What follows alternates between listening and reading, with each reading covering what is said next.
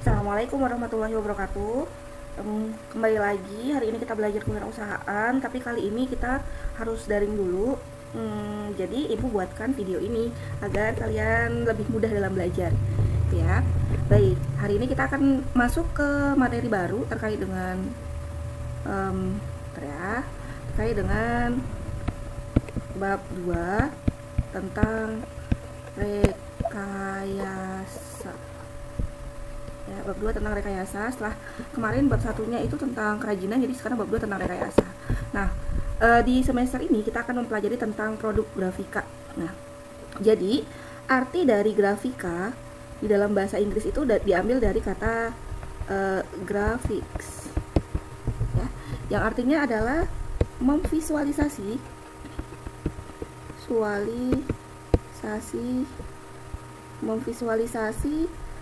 suatu objek pada bidang datar,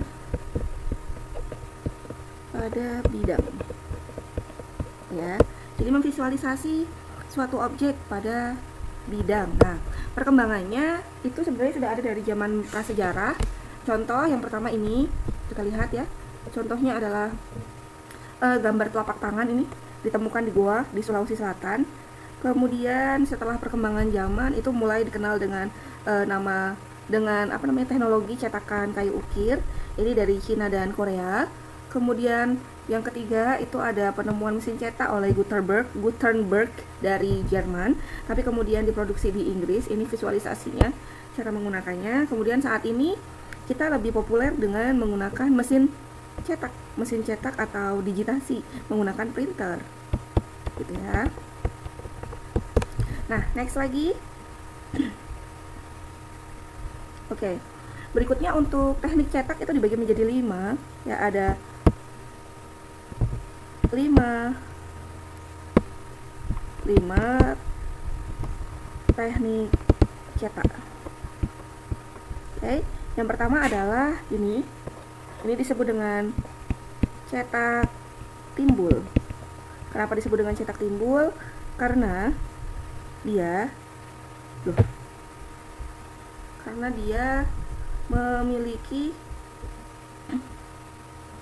memiliki desain timbul lebih tinggi dibanding dengan setelah tadi. Ini yang pertama disebut dengan teknik timbul karena letaknya atau posisi cetakannya itu lebih tinggi dibandingkan dengan bidang datarnya. Kemudian ini yang kedua disebut dengan cetak dalam.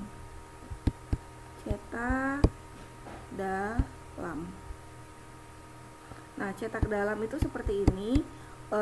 Biasanya diukir, kemudian bentuknya itu di dalam, gitu ya. Bentukannya itu lebih dalam atau lebih masuk dibandingkan dengan bidang datarnya. Nah, yang ketiga itu adalah cetak datar.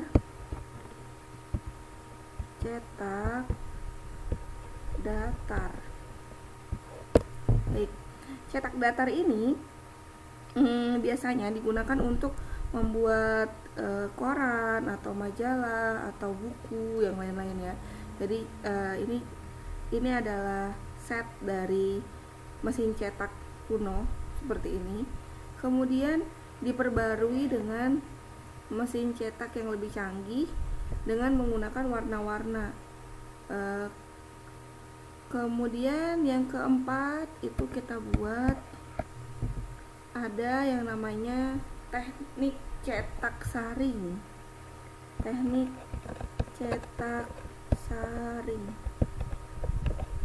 teknik cetak saring yang sering kita kenal itu adalah teknik cetak sablon. Jadi sebenarnya setelah ini ibu mau ngajakin kalian untuk bikin sesuatu dari sablon, tapi sayangnya karena kita belajarnya harus online lagi, jadi ya kita pending dulu sampai kita tatap muka nanti. Terus kemudian yang kelima apa? Yang kelima itu adalah cetak digital. Cetak digital contohnya seperti printer, ya, kita pakai cetakan printer gitu. Next, kemudian kita lanjut lagi ke step-step bagaimana cara menyablon gitu ya. Jadi di antara kelima cetak tadi yang sebenarnya harus kita pelajari dan bisa jadi skill kita di masa depan itu adalah salah satunya sablon ya. Nah, untuk sablon kita punya beberapa alat yang harus kita ketahui. Alat yang pertama ini disebut dengan alat yang pertama yang ini disebut dengan saringan atau kain kasa ya, kain kasa. Kalau misalnya kalian lihat di buku, bisa kalian lihat di halaman bentar ya, kita cek dulu. Ini ada di halaman ya, halaman 56. Jadi yang pertama itu disebut dengan saringan atau kain kasa atau screen ya, atau screen gitu. Terus kemudian yang kedua ini adalah peratanya, alat perata atau disebut dengan rekel gitu. Kemudian yang ini, yang nomor 3 ini adalah cairan pengencer. Kemudian yang ini adalah pewarna. Jadi sebenarnya ada yang lain lagi seperti minyak, kemudian kertas dan lain-lain. Ini tapi empat alat ini adalah alat utamanya untuk membuat sablon. Jadi bagaimana cara kita membuat sablon? Caranya adalah yang pertama kalian bikin dulu desainnya dibuat. Kemudian setelah dibuat kalian breakdown dulu per warna. Misalnya seperti ini, di bagian ini warnanya warna hitam, ya kan? Kita khusus bikin film warna hitam ini. Nah, setelah dapat film warna hitam, nanti kita buatkan si warna hitam ini menggunakan sebuah film di dalam screen. Kemudian nanti di screennya ini dikasih warna hitam.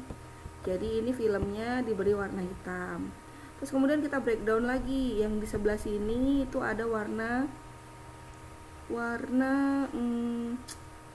coklat gitu ya. Di sebelah sini warnanya coklat, ini filmnya. Kemudian khusus yang di bagian ini kita beri warna coklat. Terus kemudian burungnya. Nah, si burung ini kan warna biru. Jadi sama dengan yang kelangsungan hidup bumi ini juga warna biru. Jadi burung dan kelangsungan hidup bumi ini kita buatkan satu film. Jadi pembuatan filmnya itu per warna pembagiannya. Kemudian kita beri warna biru. Kemudian ada lagi satu lagi warnanya warna hijau. Nah, si warna hijau ini juga kita kasih kita buatkan film lagi, kemudian kita beri warna hijau. Nah, untuk teknis pembuatannya nanti saya kirimkan videonya, video tutorialnya step by stepnya seperti apa.